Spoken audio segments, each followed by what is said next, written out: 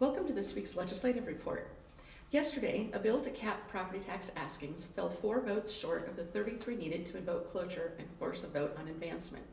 LB 408 proposed limiting property tax requests by local government entities to 3% per year unless voters at a special primary or general election approved a higher amount.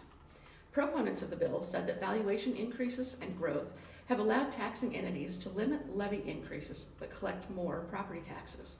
They admitted that most local governing bodies spend responsibly, but said high property taxes are driving away potential economic development and discouraging young people from staying in Nebraska. Some said that if the legislature fails to enact property tax relief during this session, property taxpayers will pursue constitutional or statutory property tax limits on their own. Opponents of the bill spoke about the unfunded and underfunded mandates pushed down to counties and other local governments by the state. They noted that regardless of the limits placed on property taxes, local governments must provide law enforcement, roads, education, and other services mandated by the state and requested by constituents. Others said that local voters can remove local officials if they feel that spending is out of control. Some noted that property taxes are not the primary factor for retaining and increasing Nebraska's population. Rather, affordable child care and housing, recreational opportunities, good schools, and other factors weigh more heavily on the decision to reside in Nebraska. Special thanks go to Senators Carol Blood, Adam Moorfield, and Matt Hansen for leading the opposition to LB 408. Thank you for your support of counties.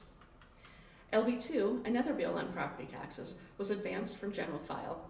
As amended, it would reduce the valuation of ag land to 50% of its actual valuation when used to pay the principal and interest on school bonds, beginning on January 1, 2022. Senators advanced a bill to require additional training for law enforcement officers from general file on Wednesday. LB 51 was the result of listening sessions and an interim study following last year's summer's protests. As advanced, continuing education requirements would be increased to 32 hours. Training would be required in de-escalation techniques, mental health and substance abuse, implicit bias, and other topics. The Crime Commission would use funds appropriated in the mainline budgets to subscribe to an online service to facilitate online training. Other provisions of the bill would require law enforcement agencies to be certified and prohibit the use of chokeholds and other restraints. Senators discussed the role of reserve officers and conditional officers who are serving while they await training at the Law Enforcement Academy. Further discussion of these officers is expected on Select File. Finally, Governor Ricketts assigned LB 83, a bill that would allow counties and other public bodies to meet virtually when a state of emergency has been declared. Because LB 83 amends the Open Meetings Act, counties must post an updated version of the act in their meeting rooms. The updated language has been mailed to all counties and is available on NACO's website.